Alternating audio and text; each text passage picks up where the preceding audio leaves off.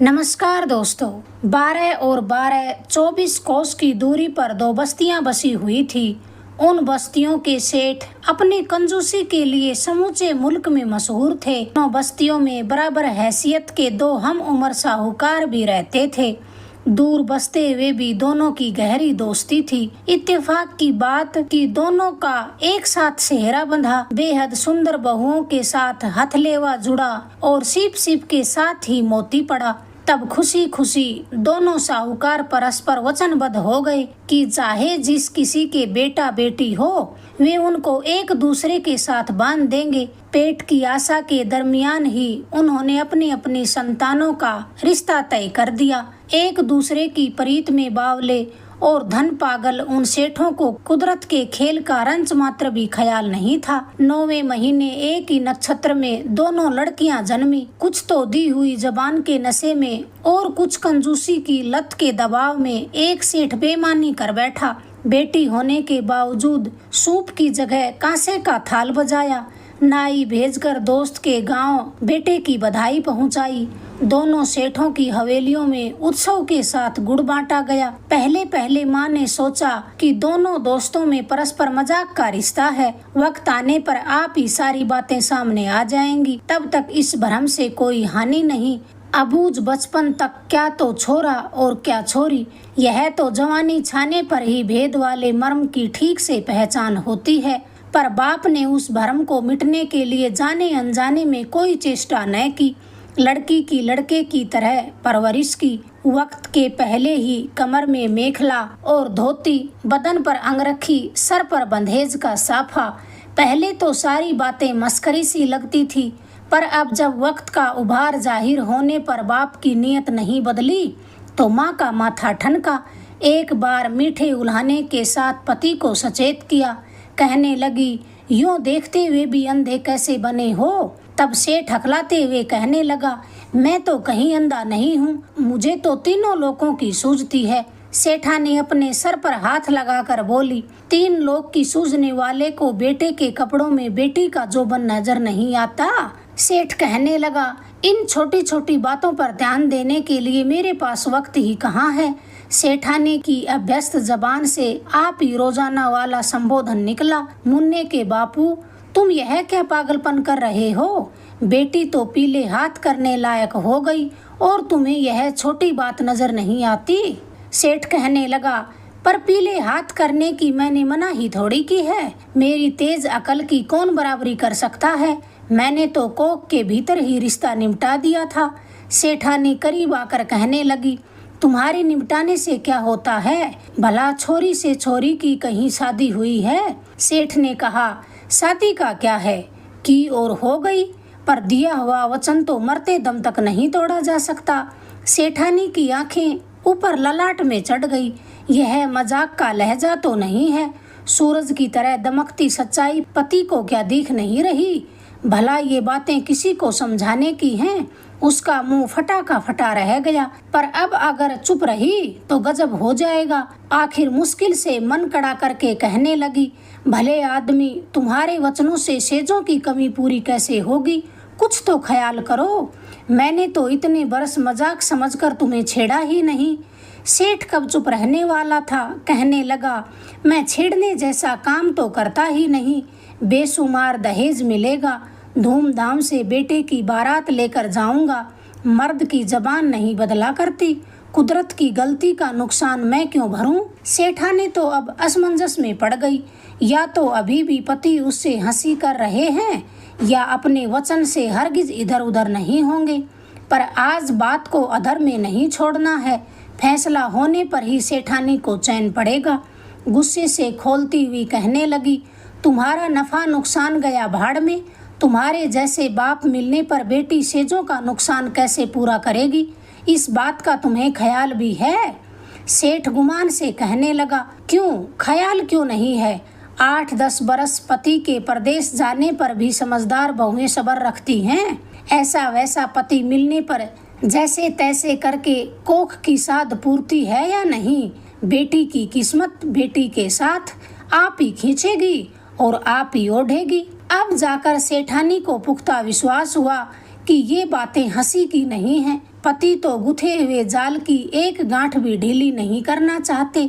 बेटी के चेहरे की धुंधली तस्वीरें उसे चारों ओर तैरती नजर आने लगी। रूंधे गले में बोली, अपनी जाई बेटी है, यूं कैसे उसे बांध कर जलाएं? छोरी के साथ शादी करने पर क्या वह तो खींचेगी और क्या वह ओढ़ेगी? मुझसे तो सपने में भी इस अक्रम के लिए हाँ नहीं की जाती। सेठ चिढ़ते हुए बीच में बोल उठा, मैंने तुझे हाँ करने के लिए कहा ही कब है? इस काम के लिए तो मैं अकेला ही बहुत हूँ। अगर फिर टांग अड़ाई तो मैं खुदकुशी करके मर जाऊंगा। वचन हारने से तो मरना बेहतर है। और सेठों की सेजों का घाटा कैसे पूरा होता है तू क्या समझती नहीं? जानबूझकर अनजान मत बन। तेरे बाप का नाम कैसे चला है समूचे इलाके में, यह किसी से छुपा नहीं है। पर फिर भी मैंने देखती आंखों से मक्खी निगली या नहीं निगली। पति के मुंह से इस ताने की सेठानी को कतई उम्मीद नहीं थी। सुनते ही उसका मुंह मानो सुई से सील दिया गया हो। रगों का खून जम गया। वाकई यह किसी से छिपा नहीं था। उसकी माँ ने आंखों देखे किसी मर्द को नहीं छोड़ा। बाप तो अपने कारोबार और हिसाब किताब में मग्न था। उधर उन्मादित माँ जात बदजात का ख्याल ही भूल गई। एक चमार के साथ खुल्लम खुल्ला ऐश करती थी। चमार गठरीले बदन का खूबसूरत युवक था। सेठानी हूबहू उस पर गई थी। वैसा ही चेहरा और वैसी ही चाल। ढकी हुई हंडिया का ढक्कन हटाते ही सेठानी पस्त हो गई। अटकते अटकते वे कहने लगी, जो तुम्हारी मर्जी हो सो करो। पति के ऐसे अचूक निशाने की उसे आशा न थी। बात की बात में सारा झगड़ा निमट गया। इत्तेफाक की बात की दूसरे ही दिन शुभ मुहूर्त की घड़ी साहूकार के घर सावा आ गया। बाप ने तो उत्साह से सावा कबूल किया, पर माँ के कलेजे पर तो आरी सी चल गई। फिर भी उसने न तो होठ खोले और न ही चौंकी। आप कर्मी बेटी जाने और बेटी के कर्म जाने। पर बेटी तो बिल्कुल नादान थी। उसे न तो अपने यौवन की जानकारी थी और न ही कर्म का कुछ ख्याल था। बरसों बेटे की तरह पली कन्या मन ही मन खुद को बेटा समझने लगी थी। शादी का वास्तविक मतलब न जानते हुए भी उसे इस नई बात की बेहद खुशी थी। एक दफा एक हम उम्र पड़ोस की लड़की ने उसे नहाते हुए अचानक देख लिया तो उसकी सारी गलतफहमी दूर हो गई। इतने बरस तो उसने समझा कि माँ बाप कोई टोटका कर रहे हैं, पर सावा कबूलने के बाद बारात चढ़ने के लिए उसकी उमंग देखी तो आखिर सब्र का बांध उसका टूट ही गया। उसे छत पर ले जाकर समझाने लगी, देखो जीजी। वह बीच में ही टोकते हुए कहने लगी, आज यह नई बात कैसे? भाई और दादा के बदले तूने मुझे जीजी क्यों कहा? लड़की मुस्कुराते हुए कहने लगी, क्यों क्या? जीजी को जीजी कहने पर गुस्सा क्यों? बावली औरत जात होकर तू दूल्हा बनने का ख्वाब देख रही है। मर्दानगी हुए बगैर मर्द के इन तमाशों से कब तक काम चलेगा? कब तक क्या, सारी उम्र काम चलेगा। पर तुझे मेरी मर्दानगी में क्या कमी नजर आई? यह धोती, यह अंगरखी, यह 16 हाथ का साफा क्या तुझे दिखाई नहीं देता? पड़ोसन लड़की होठों ही होठों में मुस्कुराती हुई कहने लगी, 16 हाथ के साफे से मर्द के साजो सामान की कमी पूरी नहीं की जा सकती। इस शादी के लिए तू साफ साफ मना कर दे। तेरी जवानी तो खुद जोड़ी का वर मांगती है। दोनों छोरियां साथ जुटकर क्या गार खोदोगी? समझने लायक भरपूर उम्र होते ही तू ये मामूली बातें भी नहीं समझती। सेठ की नादान लड़की फिर भी नहीं समझी।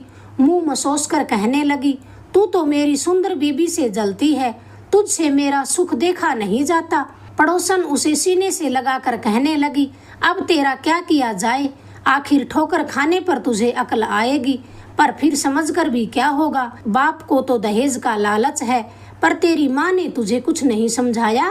बेहद हैरानी की बात कि उसका मन कैसे मान गया। तब वह अबूझ लड़की अधीरता से कहने लगी, अभी जाकर माँ से पूछती हूँ, वह मुझसे कुछ नहीं छिपाती है। न छुपाए तो अच्छा है।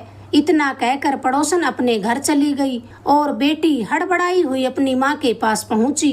कहने लगी, माँ, आज एक लड़की ने मुझे हैरानी की बात बताई कि मैं मर्दों के कपड़े पहनती हूँ, हकीकत में मर्द नहीं हूँ। पर मैं उसकी बात मानूं तब ना। तू मुझसे कुछ भी हरगिज न छिपाएगी। बोल, वह झूठी है कि नहीं? मैंने तो उसे मुंह पर ही कह दिया कि उससे मेरी सुंदर बीबी का रूप सहा नहीं जाता। माँ ने मुंह घुमाकर अपनी आंखें पोंछी। कुछ देर बाद रूंधे सुर में कहने लगी, अगर ऐसी बात होती तो क्या मैं तुझे पहले ही होशियार नहीं कर देती? अबूझ लड़कियां चलते चलते यूं ही चुहल कर लेती हैं। बेटी जोश के सुर में बढ़ चढ़कर कहने लगी, चाहे कितनी ही चुहल करें, मैं किसी से दबने वाला नहीं हूँ। आदमी न होकर औरत होता तब भी मैं इस शादी के लिए इनकार नहीं करता। यह तो दिल मिलने की बात है, फिर मिल जाए तो दो औरतों की क्या शादी नहीं हो सकती? माँ धीरे से बोली, तेरे बापू भी यही कहते हैं। बेटी नाचती हुई कहने लगी, मेरे बापू भी क्या कम समझदार हैं? माँ से जो पूछना था वो पूछ लिया, फिर वहाँ ठहरने का मतलब ही क्या? साफे के लटकते छोर के फटकारे देती हुई वह नाचती कूदती वहाँ से चली गई। पीछे माँ उफनती सिसकियों को रोककर पाषाण मूर्ति की तरह एक अविचल एक जगह खड़ी गुमसुम कुछ कुछ सोचती रही। दूसरे दिन उस लड़की का सामना होने पर उसने काफी उल्हाना दिया। किसी के चक्कर में आने वाली रात तो उसका जन्म ही नहीं हुआ था। सीना ठोक कर कहने लगी, अगर मैं मर्द नहीं होता तो भी किसी औरत से शादी कर दिखाता। एक दूसरे की आंखों में हम रत्ती भर भी नहीं खटकते। पड़ोसन की कोख तो नहीं उधड़ी थी, पर फिर भी शादी हुए यह दूसरा साल था। भोलेपन की यह बेहुदा बात सुनकर उसे हंसी आ गई। समझाते हुए कहने लगी, मुझे तो तेरे घर के कुएं में भांग पड़ी लगती है। अरे बावली, चक्की के पाट आपस में टकराने से क्या होता है? मर्द की गर्ज तो मर्द ही पूरी करता है। नादान लड़की कहने लगी, मर्द क्या नौ की तेरह करता है, पर चक्की के पाटों पर तो सारी दुनिया पलती है। आटा पिसता है, दाल दली जाती है। इस दफा पड़ोसन अपनी हंसी नहीं रोक पाई, ताली बजाकर जोर से हंसी। हंसते हंसते ही बोली, अब तुम दोनों दाल दलने से पीछे मत रहना। उसकी हंसी से नादान लड़की शर्मा गई। जबरन हंसने की कोशिश करते हुए बोली, क्यों, दाल दलने में क्या बुराई है? चुनरी के पल्लू से हंसी दबाती हुई पड़ोसन कहने लगी, वक्त आने पर आप ही पता लग जाएगा। लड़की कहने लगी, तुझे भी तो कुछ पता लग गया होगा। हाँ, कहाँ राजा भोज और कहाँ गंगू तेली। मेरे जितने दहेज की बात तो तेरे पुरखों ने भी नहीं सुनी होगी। पड़ोसन लड़की इस बात का बुरा नहीं मानी। बाएं गाल पर हल्की सी चिकोटी काटते हुए कहने लगी, इस बकबक के बीच बेचारे पुरखों को क्यों घसीटती है? तुझे समझाना किसी के बुत्ते की बात नहीं। वाकई सेठ की नादान लड़की न तो आप समझी और न ही किसी के समझाने पर उसकी समझ में कुछ आया। सावे की घड़ी जो जो नजदीक आती गई, उसकी खुशी की लहरें ज्यादा मचलने लगी। आखिर इंतजार करते करते वह मंगल वेला भी आ गई। रिश्ते बिरादरी वाले रोज नई नई दावतें खाते। उनकी बारात चढ़ी। 7 घोड़े, 11 ऊंट, 20 बैलों की सजी धजी बारात। दूल्हे का बाप भूरे ऊंट के अगले आसन पर बैठा था और दूल्हा नागोरी बैलों की बैल पर। धर कूचों, धर मजलों, रणकारों के साथ बारात बेटी के गांव पहुंची। गांव की सीमा पर नारियल चढ़ाया गया। कंवर कलेवे के बाद गोधूली सावे में दोनों मंडप में बैठ गए। वीर बहूटी के समान 2 नरम नरम हाथों का हथलेवा जुड़ा। हथलेवे के साथ ही शरीर में बिजली सी दौड़ गई। 2 अजनबी व्यक्तियों की जिंदगी नाता जुड़ गया। दिए की रोशनी में साफा बांधे दूल्हा दुल्हन के इंतजार में सुहाग सेज पर बैठा था। आधी रात ढलने पर पायल की झनकार के संग सहेलियों की सरसराहट सुनाई दी। दुल्हन घूंघट निकाले मेड़ी के दरवाजे पर रुक गई। उधर दूल्हे के हृदय में कलियां खिल रही थी। दुल्हन ने चौखट थामकर कुछ आनाकानी की तो सहेलियों ने उसे भीतर धकेल कर दरवाजे की कुंडी लगा दी। दुल्हन फिर धीरे धीरे पैर उठाती हुई सुहाग सेज पर दूल्हे से सटकर बैठ गई। दूल्हे ने घूंघट उठाकर दुल्हन के चेहरे को देखा। घूंघट के भीतर तो हूबहू चांद छुपा था। देखा, घूंघट के भीतर तो हूबहू चांद छुपा है। दूल्हे की खुशी मेड़ी की दीवारों के भीतर कसमसाने लगी। दुल्हन के गालों पर हाथ फिराते हुए बोला, तेरी खूबसूरती की तारीफ तो बहुत सुनी, पर ऐसे रूप की तो मैं सपने में भी उम्मीद न की थी। दुल्हन के गुलाबी होठ खुले, मधुर आवाज में कहने लगी, आप भी क्या कम खूबसूरत हैं।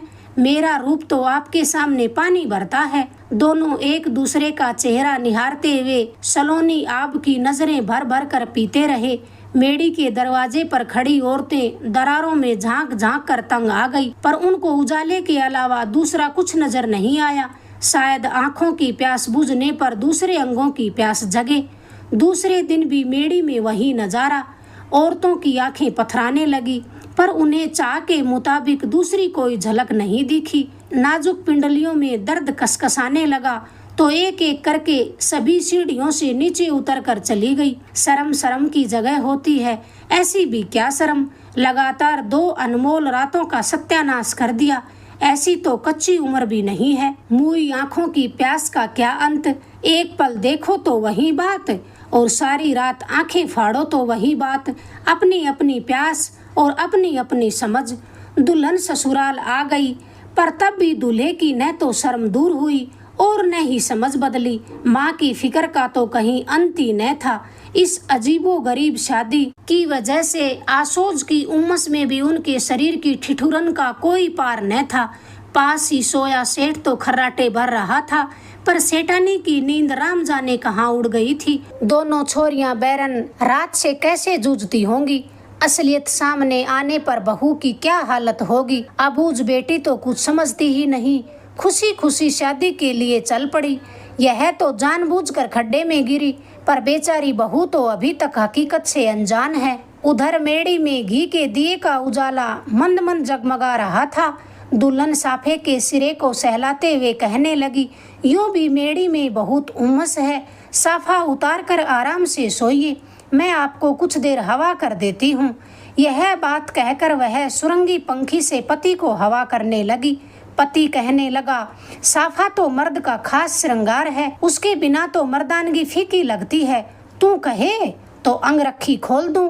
इधर दुल्हन नाजुक कलाई से हवा कर रही थी, उधर पति बेझिझक अंगरखी के बंद खोलने लगा। अंगरखी का गिरेबान उधड़ते ही दुल्हन ने पति के निर्वस्त्र सीने को देखा तो अनजाने ही उसके मुंह से चीख निकल गई, और चीख के साथ ही वह पलंग पर ढेर हो गई। अर्धमूर्छित दुल्हन आए बाएं बकने लगी, तुम भी औरत हो, मुझसे यह किस जन्म का बदला लिया गया। पति का भ्रम पहली बार झुलसा, और झुलसने के साथ ही कांवड़ की तरह मर्द के कपड़ों में गुजरा जीवन उसकी आंखों के सामने तेजी से घूमने लगा। पड़ोसन का समझाना अब जाकर उसकी समझ में आया। भ्रम का भूत इंसान को किस तरह अंधा और बहरा बना देता है। उसे न तो दिखता है न कुछ सुनाई पड़ता है। भ्रम के पर्दे पर जो छवि देखना चाहता है उसे वही छवि दिखाई देती है। सच तो अपना वजूद ही खो बैठता है। इतने बरस बाद उसकी आंखें सच्चाई देखने के लिए फड़फड़ाने लगी। विक्षिप्त होकर उसने अपना साफा अंगरखी उतार फेंकी। फिर दुल्हन के तमाम कपड़े उतारने पर जो असलियत उसके सामने नमूदार हुई तो उसकी आंखें फटी की फटी रह गई। भला इतने वर्षों तक यह सच उसे क्यों नजर नहीं आया। दोनों शरीरों की बनावट एक जैसी। बेहोश दुल्हन गुलाबी मछली की तरह पलंग पर पड़ी थी, और एक वैसी ही सुजाग मछली उसके करीब खड़ी थी। ऐसा तमाशा तो सृष्टि रचना के बाद आज तक नहीं हुआ होगा। उसके बाद सुजाग मछली को न जाने क्या सूझी कि वह बेहोश मछली को झकझोर कर बार बार कहने लगी, आंखें खोल, मेरा भ्रम दूर हो गया है, मैं तेरा गुनाहगार हूँ, मुझे जो चाहे सजा दे। ज्यादा झकझोरने पर बहू ने आंखें खोली, इधर उधर देखा, चौंक कर खड़ी हुई। एक सांचे में ढली 2 मछलियां एक दूसरे के रूप को निहारने लगी। पति बनी मछली ने फिर अपना कसूर कबूल किया। कड़े से कड़ा दंड भोगे तो कुछ शांति मिले। उसने तो खुद आफत को न्योता दिया, पर बहू तो अनजाने ही इस आग में गिरी है। उसके साथ तो धोखा हुआ है। इस धोखे की तो जो सजा मिले वह कम है। बहू भली और शानी थी, कसूर मानकर तहे दिल से पछताना ही सबसे बड़ी सजा है। फौरन समझ गई कि यह सब अनजाने में हुआ है। फिर उसके बार बार मना करने के बावजूद भी पति बनी मछली ने उसे अपने बचपन की समूची रामायण खोलकर सुना दी। वचन की झूठी और बेसिर पैर की मर्यादा को निभाने के लिए अहम और दहेज के लालच की खातिर बाप ने यह जाल बुना था। बेचारी माँ ने खूब हाथ पैर मारे, पर उसका कोई बस न चला। बहू सारी कहानी गुमसुम सुनने के बाद धीमे सुर में कहने लगी, मैंने तो 7 दिन ही इस भ्रम की पीड़ा ढोई है, पर तूने बरसों इस भ्रम की जलन सही है। तेरा दर्द मेरे दर्द से बड़ा है, हम दोनों पर ही एक समान बिजली गिरी है, अब तो दोनों ही इस मुसीबत का सामना करेंगी। दूल्हा कहने लगा, पर दूल्हा बनकर तोरण तो मैंने बंधाया है, सारा कसूर मेरा है, तू तो मेरे हाथों छली गई है। बहू बीच में ही बेसब्री से कहने लगी, और तुझे भी इस छल की बराबर सजा मिल गई। नहीं, इस पाप से तो मुझे मरकर भी मुक्ति नहीं मिलेगी। तब बहू उसके गालों पर हाथ फिराते हुए शहद घुले स्वर में कहने लगी, अब तो हम दोनों ही शामिल ही भागीरथी होंगी। तब दूसरी मछली आंसू बहाते हुए बोली, अगर मैं जानबूझकर यह शादी करती तो मुक्ति में कोई अड़चन न थी, पर अब धोखे का पछतावा मेरा पीछा नहीं छोड़ रहा, वरना दो औरतों के विवाह की लाजवाब मिलन कायम करके दिखाती। बहू ढाढ़स बंधाते हुए कहने लगी, अब भी कुछ नहीं बिगड़ा है, तू पछतावे की नादानी छोड़, हमारी मुक्ति की राह हम ही को खोजनी होगी। मर्द और औरत की शादी क्या नई बात है, पूर्व में तो सूरज उगता है, पर पश्चिम में उगे भी हो। फिर बक्सा खोलकर बहू ने शादी का जोड़ा बाहर निकाला, अपने हाथों उसका श्रृंगार किया, गहना पहनाकर आंखों में काजल जाचा। उसे सजाने के बाद उसने खुद वापस कपड़े पहने, दिए की लो की तरह दोनों जगमगाने लगी। बहू ने नजर उतारकर उसके गालों को चूमा, प्यार करते हुए बोली, आज से तेरा नाम बिंजा और मेरा नाम तिंजा। यह हमारी खुशनसीबी है कि हमें ऐसा अचिता संयोग हाथ लगा है। अब मेरे सामने पछतावे का जिक्र भी मत करना। बिंजा अपने श्रृंगार को गौर से देखती हुई कहने लगी, कहीं यह सपना तो नहीं है। तिंजा उसे बाहों में भरते हुए बोली, बावली, ऐसा सच तो आज से पहले कभी प्रकट नहीं हुआ होगा। रात का अंधेरा छटने पर सूरज तो अपनी जगह ही उगा, पर मेड़ी का दरवाजा खुलने पर जो चमक सेठ के आंखों के सामने नमूदार हुई, उस पर नजर पड़ते ही उसकी आंखें चौंधिया गई। सारी बातें जानते हुए भी वो ऐसा हैरान हुआ, इस सच्चाई को पहचानकर उसकी ओर मुंह करके चिल्लाया, तूने यह श्रृंगार क्यों किया?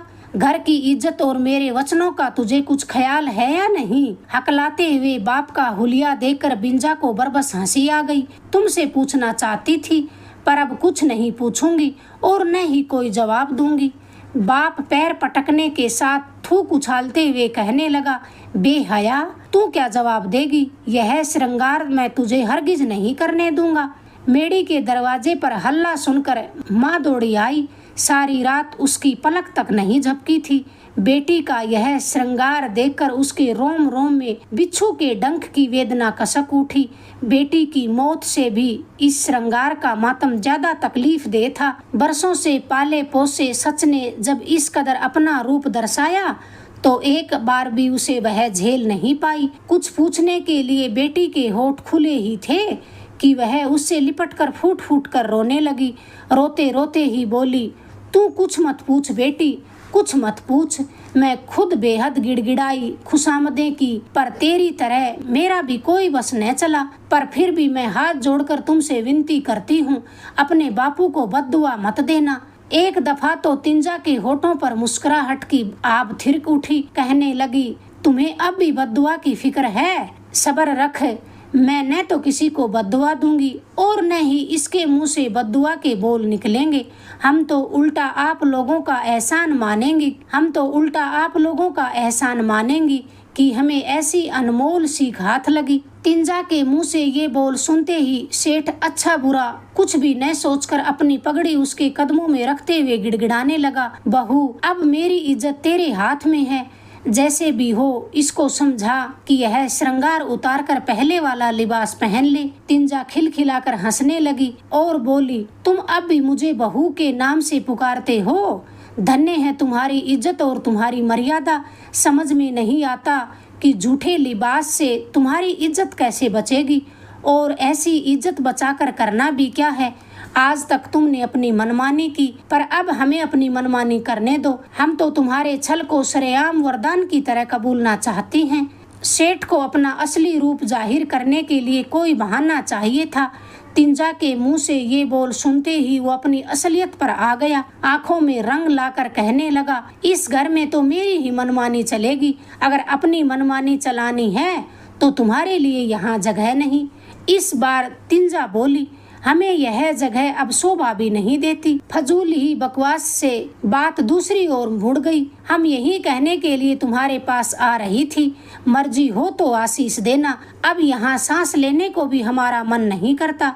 सेठ अब अपने मुद्दे पर आ गया, अंट संट बकने लगा, कहने लगा, जाना है तो जाओ, पर दहेज और गहने की एक कौड़ी भी वापस न दूंगा, इस भरोसे में मत रहना। बापू गुस्से से खोल रहा था, पर बेटी से हंसे बगैर नहीं रहा गया। हंसते हंसते बोली, अब हमें अपने सिवाय किसी पर भरोसा ही नहीं, तुम बेकार क्यों खींच रहे हो? हमें दहेज गहने का एक तुस भी नहीं चाहिए। तुम्हें शर्म न आए तो हम यहाँ से नंगी जाने को तैयार हैं। बाप बेटी के लिहाज का मुखौटा उतारकर सेठ कहने लगा, यह नौबत तो आनी ही थी, अब तुम जगह जगह नंगी तो नाचोगी ही। तुम्हारी करतूतें तुम जानो, पर ये गहने मेरे हैं। तुझे पाल पोस कर इतनी बड़ी नहीं करता तो दहेज गहने का सपना भी कहाँ नसीब था। ऐसे सपने तुम लोगों को ही मुबारक हों। इतना कहकर तिंजा और बिंजा अधेर अपना अपना गहना खोलने लगी। वास्तव में बनाव श्रृंगार की बेइंतहा खुशी में उन्हें गहनों का ख्याल ही न रहा। समूचे गहने उतार कर जब तिंजा सर की रगड़ी उतारने लगी तो माँ का दिल भर आया। सुबक सुबक कर रोते हुए बोली, बड़ भागिनी, सुहाग की यह रगड़ी तो मत खोल। सेठ के लालच की आज कोई सीमा न थी। सेठानी की बेहुदा बात सुनकर उसे फिर तैस आ गया। दांत पीसते हुए कहने लगा, सुहाग की रगड़ी का क्या वास्ता? गरीबों के सोने की रगड़ी नहीं होने से क्या उनकी औरतों का सुहाग नहीं होता? मैं किसी भी सूरत में एक कील तक को छोड़ने वाला नहीं हूँ। दोनों ने मुस्कुराते हुए रगड़ियां खोलकर बापू को सौंप दी। जिंदगी में पहली बार सेठानी ने पति को झिड़का था। करीब आकर बोली, तुम्हें कहीं पागल कुत्ते ने तो नहीं काटा है? सेठ छाती पीटते हुए भर्राया, पागल कुत्ते ने तो इनको काटा है, पर तुझे क्यों नजर आने लगा? मैं मानने वाला नहीं हूँ। लाखों की दौलत को ठोकर लगाकर जाती हैं तो जाने दो। ऐसे घिनौने माहौल में सांस लेना भी नामुमकिन हो गया तो दोनों बगैर कुछ कहे सुने वहां से चल पड़ी। पर माँ के दिल में भी भ्रम की कमी न थी। आंखों के पानी को ही वह ममता का रूप मानती थी। रूंधे गले में पूछा, बेटी आखिर जाओगी कहाँ? बिंजा ने जाते जाते धीरे से जवाब दिया, जहाँ तकदीर ले जाए। इतना कहकर तिंजा और बिंजा बिना पीछे मुड़े हवेली से बाहर निकल गई। अगर आपको ये किस्सा पसंद आया प्लीज़ चैनल को लाइक करें, शेयर करें, सब्सक्राइब करें। धन्यवाद दोस्तों।